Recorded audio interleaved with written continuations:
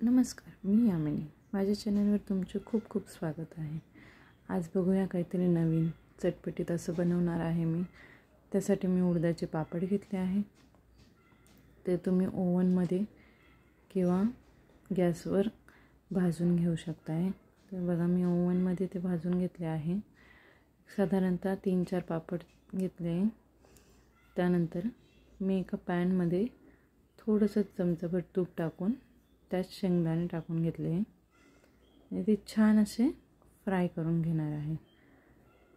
मस्त असे क्रंची होता तोपर्यंत आपण त्याला फ्राय करून घेतलं आहे. बघा, अशा प्रकारे छान फ्राय करून घ्यायचं आहे. त्यानंतर इथे मी कोथिंबीर, कांदा, टोमॅटो आणि काकडीही कट करून घेणार आहे. तर बघा, कोथिंबीर कट करून झाली आहे. इथे कांदा कट करते.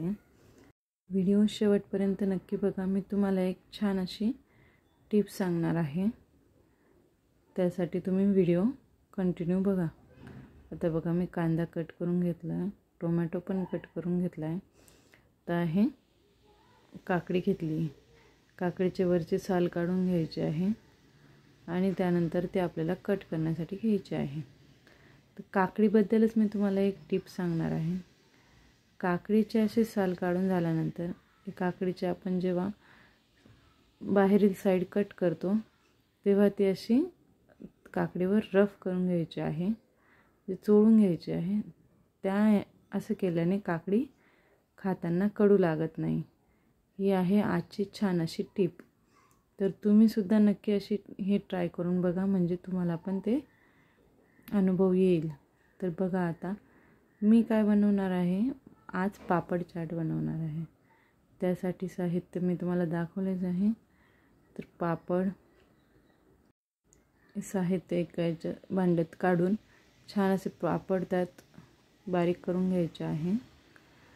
आणि पापड बारीक करून झाल्यावर त्यात आपण आता टाकणार आहोत थोडासा चाट मसाला आणि थोडासा मॅगी मसाला.